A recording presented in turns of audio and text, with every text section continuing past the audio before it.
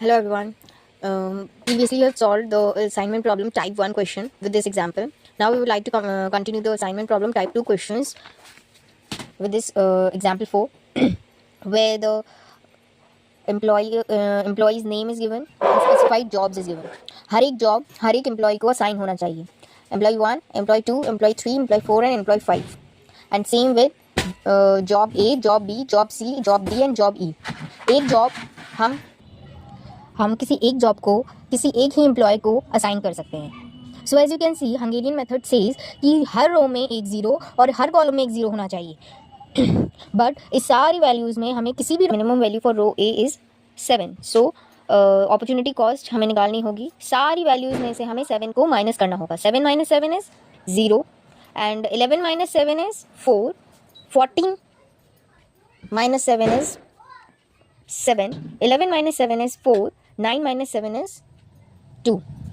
To make the next table from the given previous table.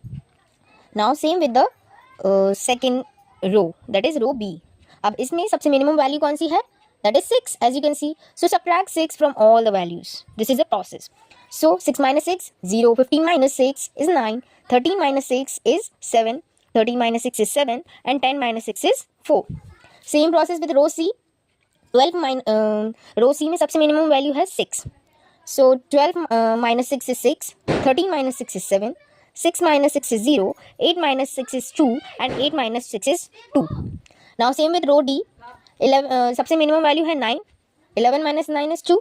9 - 9 is 0. 10 - 9 is 1. 12 - 9 is 3. 9 - 9 is 0.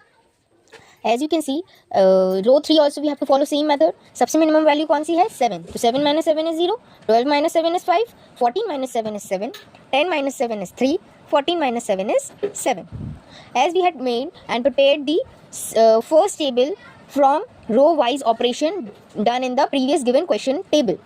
तो हमें question वाली table से रो wise operation करने के बाद एक टेबल मिली है जिसमें वी हैव टू चेक कि हर रो में 0 अब आ चुका है और हर कॉलम में 0 एक आ चुका है कि नहीं. अगर नहीं आया है तो हमें column wise operation column wise भी चेक करना है और सेम प्रोसेस फॉलो करना है. और अगर आ गया है so we will move to the next step.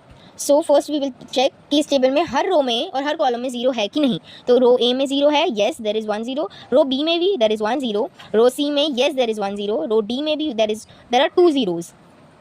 And row E में देर इज़ 1 0. अब कॉलम वाइज भी चेक कर लेंगे कि फर्स्ट कॉलम में 0 है, yes there are 2 zeros. Second column में 0 है, yes there is 1 0. Third column में 0 है, yes there is 1 0. Fourth column में 0 है, नो.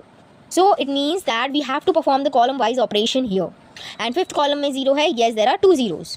तो अब फोर्थ कॉलम में 0 नहीं है, उसके लिए हमें सेम प्रोसेस वही फॉलो करना होगा नेक्स्ट टेबल बनाने के लिए, जो कि है मिनिमम वैल्यू क्या है इस कॉलम की 2.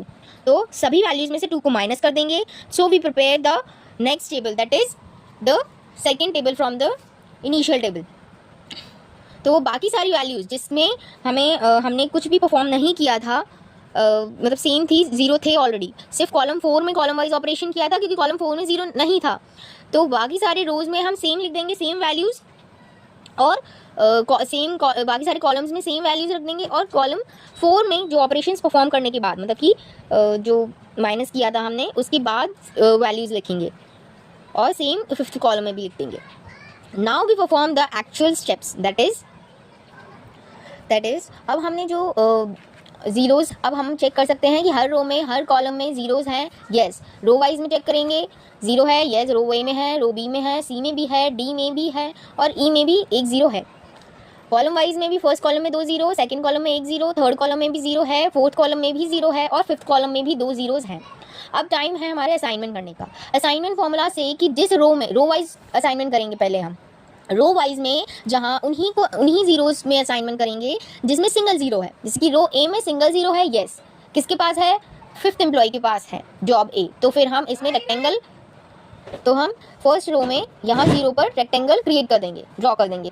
सो same with the second row में क्या सिंगल 0 है? येस. तो we will assign the rectangle and first employ को जॉब भी असाइन कर देंगे without any taking time.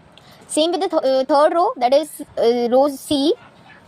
There are 2 zeros, so we will not assign at this moment. We will leave that row. We will move forward and follow the same process कि एक ही zero है क्या किसी और रो में, रो डी में भी 2 zeros हैं, हम असाइन नहीं करेंगे। रो ई में जीरो है, but before doing that we have to see कि जिस रो में हम असाइन करते जा रहे थे, जैसे कि फर्स्ट रो में असाइन कर दिया था हमने, तो उस कॉलम को, उस रो को कट कर देंगे। Here we have done the assignment जिसमें सिंगल रो में सिंगल जीरो है, उस जीरो को असाइन कर देंगे और उसके जैसे रो वाइज ऑपरेशन करते टाइम हमने असाइनमेंट किया इस जीरो को, तो जो कॉलम वाइज में जितने भी दूसरे जीरो हैं उन पे क्रॉस कर देंगे। जैसे कि फर्स्ट रो में हमने असाइन किया इस जीरो को, तो इस कॉलम में क्या दूसरे जीरो हैं, हाँ है, ये रहा, तो इस पे क्रॉस लगा देंगे। And same when we follow the second row operation, इसमें भी एक सिंगल जीरो था, इसमें भी हमने असाइनमेंट कर दिया, तो इसकी कॉलम को चेक करेंगे, इसमें कोई और जीरो है, उसे कट कर देंगे। Yes there is.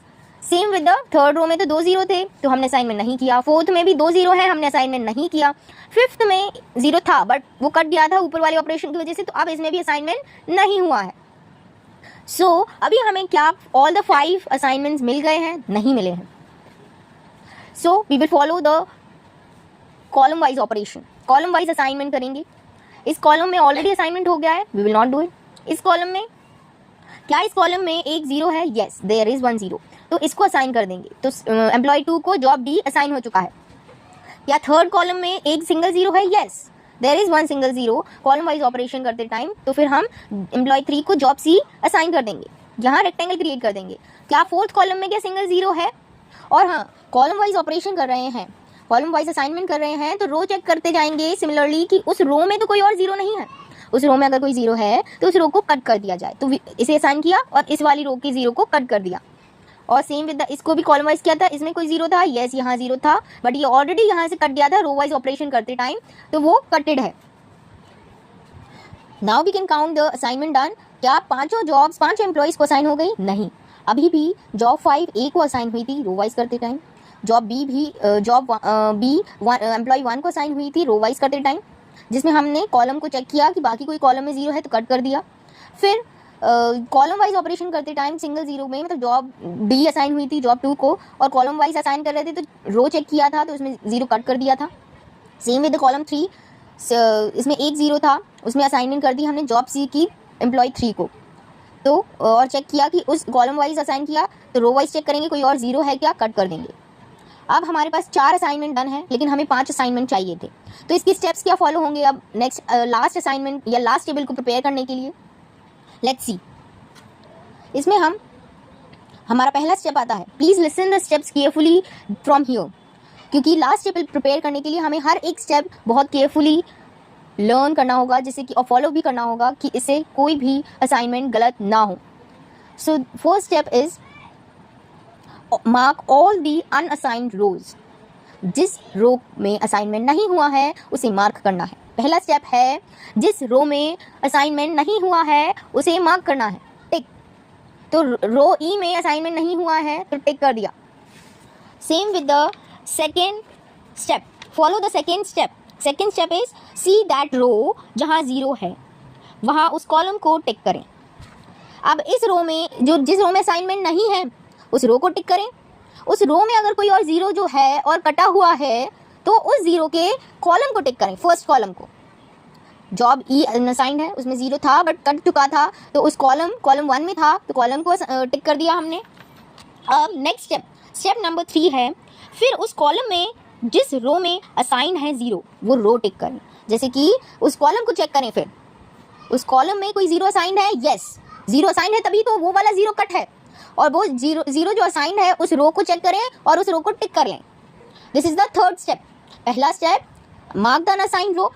Second step, उस अनअसाइंड रो में अगर कोई कटा हुआ जीरो है उसके कॉलम को टिक करें। थर्ड स्टेप, उस कॉलम में अगर कोई मार्क्ड मतलब असाइंड जीरो है तो उस रो को टिक करें। The next step, fourth step is cut mark columns and unmarked row. Please remember, cut marked columns, unmarked row. Cut marked columns, unmarked row को कट कर देना है। As we can see, mark किया था हमने first column, cut. हमने mark किया था बी और हमने किया था ई मार्क, तो बी और ई को छोड़कर ए सी डी हम कट कर देंगे। Okay, so the next step is step number 5, जो एलिमेंट कट नहीं है, जो एलिमेंट कट नहीं है find least minimum element that is k। जो एलिमेंट कट नहीं है, एज वी कैन सी 9 7 5 4 5 7 1 7, ये हमारे बिल्कुल ब्लैंक है, जिसमें कोई लाइन नहीं गई है, किसी लाइन से ये कटे नहीं है। तो इनमें से सबसे छोटी वैल्यू कौन सी है? 1। 1 is the minimum element, 1 is the k is the 1, तो k क्या है? 1। Now we will write k equal to 1। फिर हमारा ये प्रोसेस है k को फाइंड करने के बाद कि k को जंक्शन वाले एलिमेंट से ऐड करें और अनकवर्ड एलिमेंट में माइनस करें। मतलब हमारा प्रोसेस है कि जो जंक्शन वाले एलिमेंट हैं, जंक्शन वाले एलिमेंट क्या होता है? Junction element is intersecting lines, जिस नंबर से दोनों लाइंस, मतलब रो वाली लाइन और कॉलम वाली लाइन इंटरसेक्ट हुई है, वो जंक्शन एलिमेंट है। जंक्शन एलिमेंट में k को ऐड कर दें, तो जंक्शन एलिमेंट है पहला हमारा 2, सेकेंड है 6, थर्ड है 2, बस 3 ही हमारे जंक्शन एलिमेंट है, उसमें 1 ऐड कर देंगे और बाकी सारे एलिमेंट्स जो अनकवर्ड थे उनमें माइनस कर देंगे 1, क्योंकि 1 हमारी k की वैल्यू है। इस प्रोसेस को करने के बाद हम अब लास्ट टेबल प्रिपेयर करने जा रहे हैं। एज यू कैन सी 2 + 1 3, और जो जिसमें हमने कुछ भी ऐड नहीं किया, कुछ भी सब्ट्रैक्ट नहीं किया, वो सेम लिख देंगे 0। 6 + 1 7, 2 + 1 3 और 0 तो 0। अब सेम विद द 4, 9 - 1 8, 7 का 7, 0 का 0, 5 - 4 का 5 - 1 का 4। सेम विद 7 का 7, 7 - 1 6, 0 का 0, 1 का 1, 7 - 1 का 6, 2 का 2, 5 - 1 का 4, 0 का 0, 1 - 1 का 1, 1 का 1 एंड 1 - 1 का 0। Same with this column also, 0 का 0, 4 - 1 का 3, 2 का 2, 0 का 0, 7 - 1 का 6। Okay, so we have written all the values in the last table. Now the final assignment has to be done. और इस टेबल को प्रिपेयर करने के बाद वी होप कि सारे असाइनमेंट हमें मिल जाएं। So the step follow same, row wise assignment करेंगे, कॉलम को चेक करेंगे, अगर कॉलम में 0 है तो कट कर देंगे। फिर कॉलम वाइज असाइनमेंट करेंगे, रो को चेक करेंगे, रो में 0 है कट कर देंगे। फर्स्ट रो वाइज करेंगे, single 0 assignment done. Second row में single 0 assignment done. Third row में 2 0 हैं, we will not assign it. Move forward, leave this line till follow the move forward. Next row में 2 0 है, move forward next. और हाँ, जैसे कि फर्स्ट रो में हमने असाइनमेंट किया था सिंगल 0 के होने के बाद, तो कॉलम चेक कर लेंगे, इस 0 को कट कर देंगे, कोई और कॉलम में 0 है तो कट कर देंगे। सेकंड रो में भी हमने असाइनमेंट किया था, उस कॉलम को चेक करेंगे, कोई 0 है कट कर देंगे। अब हमारे पास कोई भी ऐसे रो नहीं है जिसमें सिंगल 0 है, तो हम कॉलम वाइज ऑपरेशन परफॉर्म करेंगे। कॉलम वाइज में हमने फर्स्ट वाली एम्प्लॉय को जॉब बी असाइन कर दी, सेकेंड वाले में नहीं किया था, तो फिर इसमें एक सिंगल 0 है तो असाइनमेंट डन कर देंगे, जॉब डी एम्प्लॉय बी को असाइन कर देंगे। थर्ड रो में सिंगल 0 है, येस, और रोज को चेक करते जाएंगे, रोज में अगर कोई और 0 है तो कट। थर्ड कॉलम में सिंगल 0 है, असाइन कर देंगे, रो में 0 है, कट। और लास्ट का जो फोर्थ रो है उसमें जो कट 0 है तो उसमें असाइन नहीं करेंगे, जो लास्ट का 0 बचा हुआ है उसको असाइन कर देंगे। So our final assignment number is done, that is 5 assignment is done. Employ 1 got the job D, employee 2 got the job D, employee 3 got the job C, employee 4 got the job E, and employee 5 got the job A. So we can check from our given question table previously कि कितना minimum time लगा है सारी employees को उनकी job पे work करने के लिए।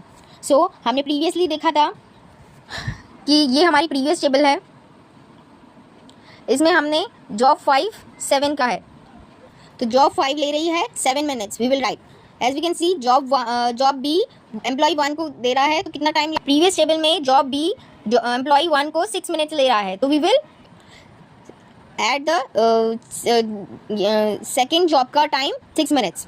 Same with the third column में जॉब सी में कितना टाइम लगा, सेम 6 मिनट्स। फोर्थ में सेकेंड कॉलम में जॉब डी में कितना टाइम लगा, 9 मिनट्स। और लास्ट रो में जॉब ई के लिए एम्प्लॉय 4 असाइन हुआ, उसने कितना टाइम लिया, 10 मिनट्स। इन सभी टाइम को टोटल करने के बाद 38 minutes is the optimal solution, optimal assignment and the right assignment done in the order. Thank you.